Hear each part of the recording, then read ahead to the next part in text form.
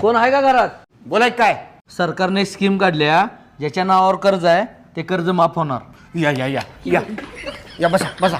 राजा चा कर रे पटमन. बसा बसा साहेब बसा. तुमच्या नावावर काय लोन आहे का? आहे की एक 10-15 लाख रुपये आहे की. घरात कोण सरकारी नोकरदार? घरात कोण सरकारी नोकरदार नाही, मी एकटाच आहे. रोज MIDCत कामाला जातो. दिवसाला किती कमवता? कुठलं काय हो, दिवसाची एक 250-300 रुपये हजेरी पडते की. शेती वगैरे काय आहे का?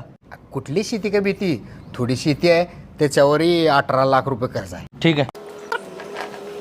हॅलो, तुम्ही जे स्थळ बघायला सांगितलेलं ती मुलगा आहे ना, कंगाल बँकेचा चेअरमन आहे तो.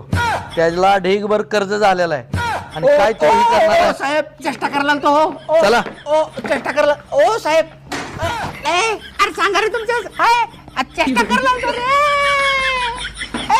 असलं कुठं राहतं का काय? अरे सांगून गेम केला की रे माझे. कुठले तुम्ही?